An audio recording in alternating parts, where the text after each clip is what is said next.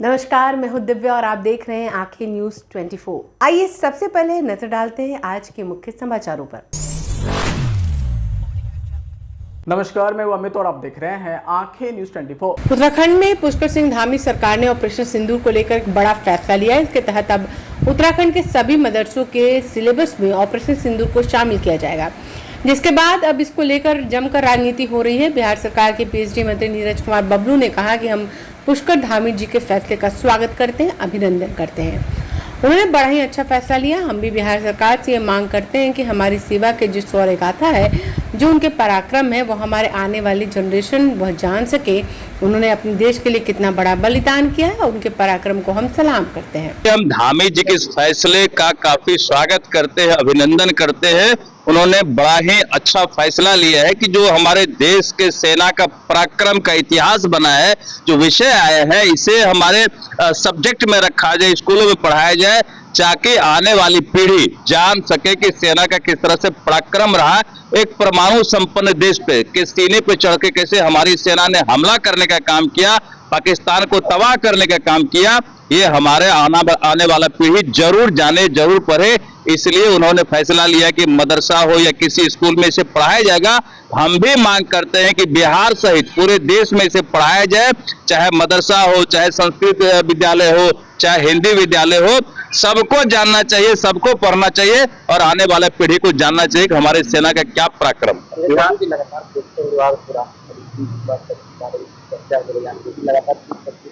अरे देखिए, आरजेडी के जी से पानी टपक रहा है कि किसी तरह नीतीश जी आ जाएंगे तो फिर हम सरकार में आ जाएंगे।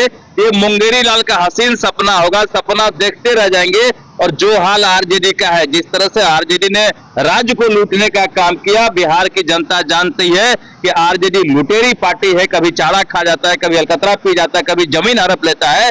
अब वो दिन कभी नहीं बिहार में आने वाला है कि आरजेडी पुनः आएगी, चाहे कोई भी गठबंधन बना ले, कोई फर्क नहीं पड़ने वाला है। और हमारे नेता नीतीश कुमार जी, एनडीए पूरी तरह इंटैक्ट है और पुनः एनडीए की सरकार बनेगी, नीतीश कुमार जी पुनः मुख्यमंत्री बनेंगे। देखिए, लॉ एंड ऑर्डर का कोई सवाल नहीं है। घटनाएं घटती है, हम मानते हैं कि घटनाएं घटती है, लेकिन हम आपको भरोसा दिला सकते हैं अगर कोई घटना घटती है तो उसमें पुलिस एक्शन में आती है, गिरफ्तारी होगी और एसपीडी ट्रायल चला करके सजा कराया जाएगा। ये बिहार का सुशासन का अपना काम है। आरसीपी सिंह जो इसी गठबंधन में थे, जदयू को चला रहे थे, अब चले गए तो तरह तरह का बात करते हैं। इनके बातों का कोई सुनने वाला भी नहीं है। जब उनकी सरकार थी तो क्या कर रहे थे? झाल बजा रहे थे उस समय। जब डिप्टी सीएम बने थे उस समय क्या कर रहे थे? लूटने में लगे हुए थे। 5-5 विभाग दबा के बैठे हुए थे। जनता की चिंता नहीं आ रही थी, डोमिसाइल की चिंता नहीं आ रही थी। उस समय लूटने से फुर्सत नहीं था। अब उनको तरह तरह का चीज याद आता है, दिन में तारे दिखते हैं। अब दिन कभी नहीं आएगा कि पुनः वो हाउस में आएंगे। नमस्कार, मैं अमित और आप देख रहे हैं आंखें न्यूज 24। नवादा में बेमौसम हुई 1 घंटे की बरसात ने नगर निगम परिषद की पोल खोलकर रख दी है। नवादा शहर की सड़कों पर वर्षा का पानी से जल जमाव हो गया। वहीं नवादा सदर अस्पताल के परिसर में जल जमाव देखा गया। सदर अस्पताल के दवा वितरण केंद्र, निबंधन केंद्र, सर्जिकल वार्ड और सिविल सर्जन के कार्यालय के पास जल जमाव हो गया। आधे घंटे 1 घंटे की बरसात में नवादा शहर में जल जमाव हो जाता है, लेकिन नगर परिषद इस ओर ध्यान नहीं देते। वहीं नवादा रेलवे स्टेशन पर जल जमाव देखा गया। ब्यूरो रिपोर्ट, आंखें न्यूज 24।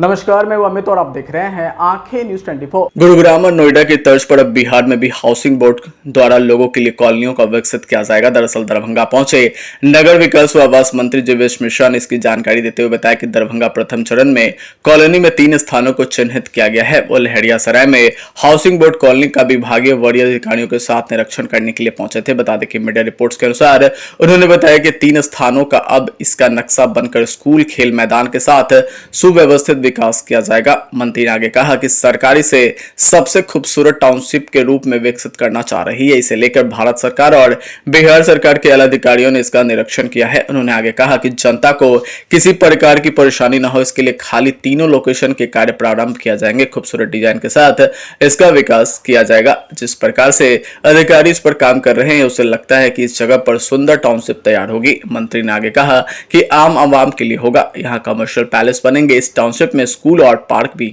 बनाए जाएंगे।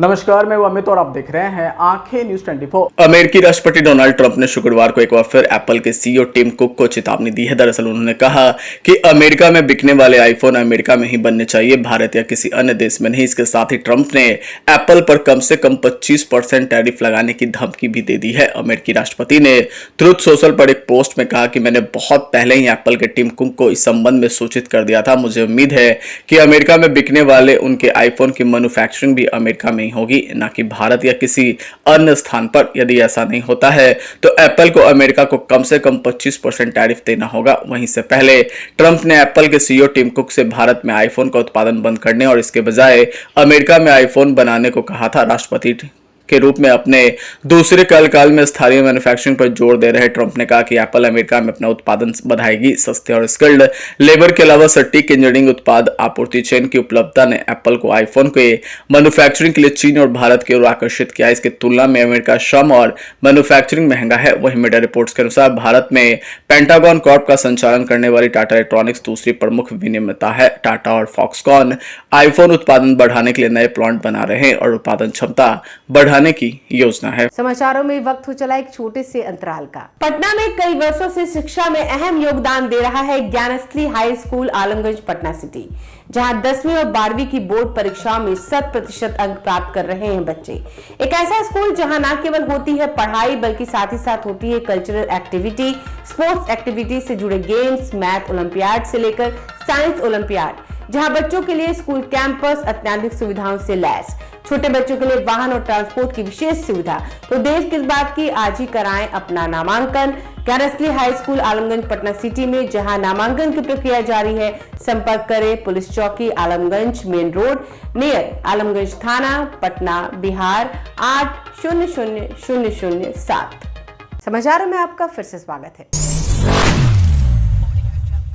नमस्कार, मैं अमित और आप देख रहे हैं आंखें न्यूज 24। कांग्रेस अध्यक्ष मल्लिकार्जुन खड़गे ने शुक्रवार को पार्टी प्रवक्ताओं का आह्वान किया कि वे जाति जनगणना के विषय में संवेदनशीलता के साथ और निडर होकर जनता के बीच आएं और इसे सिर्फ चुनावी मुद्दा नहीं बल्कि वैचारिक प्रतिबद्धता समझे। खड़गे ने यहां कांग्रेस प्रवक्ताओं के लिए आयोजित कार्यशाला को संबोधित करते हुए बातें कही। आज जब देश जातीय न्याय की बात कर रहा है तब कांग्रेस पार्टी का यह दायित्व बनता है कि वह इस विमर्श को दिशा दे, उसे नारे से नीति तक ले जाए और जितनी आबादी उतना हक को केवल एक नारा नहीं बल्कि एक राष्ट्रीय संकल्प बनाए। साथ ही उन्होंने प्रवक्ताओं का आह्वान किया, साथियों हम सभी जानते हैं कि जातिगत जनगणना का मुद्दा कोई नया नहीं है। कांग्रेस पार्टी ने इसे लगातार उठाया है हमारे लिए घोषणा पत्रों में, संसद में, सड़कों पर और हम उस मंच पर जहां सामाजिक न्याय की बात होनी चाहिए। कांग्रेस अध्यक्ष ने कहा कि उन्होंने अप्रैल 2023 में प्रधानमंत्री नरेंद्र मोदी को पत्र लिखकर ये मांग दोहराई थी कि जाति जनगणना तत्काल शुरू की जाए, क्योंकि जब तक सही आंकड़े नहीं होंगे तब तक कोई भी सरकार ये दावा नहीं कर सकती कि वो सबको न्याय दिला रही है। वहीं खड़गे ने कहा कि आज हमें यह पूछना है कि अन्य पिछड़ा वर्ग यानी ओबीसी, दलित और आदिवासी समुदायों की देश की सत्ता संस्थानों में क्या भागीदारी है। क्या वे मीडिया, नौकरशाही, न्यायपालिका, कॉर्पोरेट क्षेत्र में और उच्च शिक्षण संस्थानों में अपनी आबादी के अनुपात में प्रतिनिधित्व रखते हैं? अगर नहीं तो इसका कारण आखिर क्या है और समाधान क्या है? उन्होंने कहा कि इसका समाधान है सच्चाई को सामने लाना, आंकड़ों को सार्वजनिक करना और फिर नीतियों का पुनः निर्माण करना। कांग्रेस अध्यक्ष ने कहा कि यही कारण है कि हम जाति जनगणना को केवल आंकड़ों की कवायद नहीं मानते बल्कि यह भारतीय लोकतंत्र का नैतिक दायित्व है। उन्होंने कांग्रेस प्रवक्ताओं से यह मांग पुरजोर तरीके से उठाने का आह्वान किया कि संविधान के अनुच्छेद 15/5 को तुरंत लागू किया जाए, जिससे ओबीसी, दलित और आदिवासी छात्रों को निजी शैक्षणिक संस्थानों में भी आरक्षण मिले। नमस्कार, मैं अमित और आप देख रहे हैं आंखें न्यूज 24। प्रधानमंत्री नरेंद्र मोदी के 29 और 30 मई के 2 दिवसीय बिहार दौरे में बिहार को करीब 50,000 करोड़ रुपए से अधिक की योजनाओं की सौगात देंगे। बता दें कि पीएम जयप्रकाश नारायण अंतर्राष्ट्रीय एयरपोर्ट के नए टर्मिनल का उद्घाटन करेंगे। इसके साथ ही बिहटा के नए एयरपोर्ट के निर्माण की आधारशिला भी रखेंगे। बता दें कि पीएम नरेंद्र मोदी के हाथों हार्डिंग पार्क परिसर में बनने वाले रेलवे स्टेशन के निर्माण का भी शिलान्यास होगा। इसके साथ ही पटना गया डोभी सड़क का उद्घाटन भी किया जाएगा। पीएम नरेंद्र मोदी 3,615 करोड़ की लागत से बनी 4 योजनाओं का उद्घाटन करेंगे और करीब 12,995 करोड़ की लागत से 9 परियोजनाओं का शिलान्यास करेंगे और करीब 853 करोड़ रुपए की लागत से 3 परियोजनाओं को राष्ट्र को समर्पित करेंगे। इनमें 29 मई को 1200 करोड़ से बेटा एयरपोर्ट का शिलान्यास और 542 करोड़ से निर्मित पटना एयरपोर्ट के नए टर्मिनल का उद्घाटन शामिल है। बता दें कि 30 मई को करीब 46,978 करोड़ की योजनाओं का प्रधानमंत्री शिलान्यास और उद्घाटन करेंगे। यह जानकारी भाजपा के प्रदेश अध्यक्ष डॉक्टर दिलीप जायसवाल ने दी है। नमस्कार, मैं अमित और आप देख रहे हैं आंखें न्यूज 24। उत्तर प्रदेश में बुधवार शाम से कई जिलों में तेज धूल भरी आंधी और छिटपुट बारिश हुई है। इससे भीषण गर्मी से आम लोगों को राहत मिली है। बता दें कि मौसम विभाग के अनुसार आगामी 23 मई से प्रदेश में वर्षा की तीव्रता और क्षेत्रफल दोनों में बढ़ोतरी होने की संभावना है। इससे तापमान में गिरावट आने की उम्मीद जताई गई है। फिलहाल दिन के समय लखनऊ समेत कई जिलों में ठीक ठाक गर्मी हो रही। इसी क्रम में गुरुवार को प्रदेश में कहीं कहीं पर बारिश और गरज चमक के साथ बौछारें हुई। बता दें कि मौसम विभाग की माने तो राज्य के प्रयागराज, प्रतापगढ़, सोनभद्र, मिर्जापुर, चंदौली, वाराणसी, संत रविदास नगर, जौनपुर, गाजीपुर, आजमगढ़, मऊ, बलिया, देवरिया और गोरखपुर में बादल गरजने व बिजली चमकने के साथ ही 40 से 50 किलोमीटर प्रति घंटे की रफ्तार से झोंकेदार हवा और धूल भरी आंधी चल सकती है। बता दें कि इसी तरह संत कबीर नगर, बस्ती, कुशीनगर, महाराजगंज, सिद्धार्थनगर, गोंडा, बलरामपुर, सासवती, बहराइच, लखीमपुर खीरी, सीतापुर, हरदोई, लखनऊ, बाराबंकी, अमेठी, सुल्तानपुर,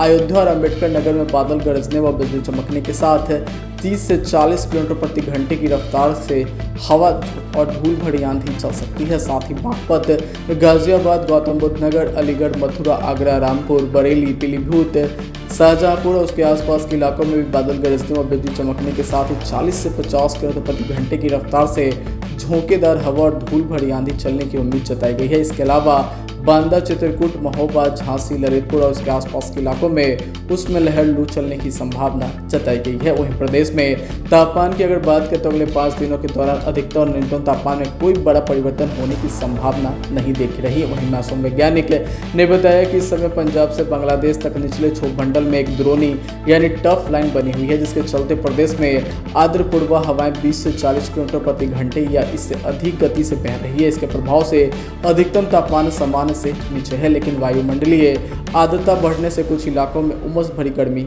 बनी हुई है। अगर आपने अभी तक हमारे चैनल को सब्सक्राइब नहीं किया है तो हमारे चैनल को जल्द से जल्द सब्सक्राइब करें, लाइक करें और शेयर करें।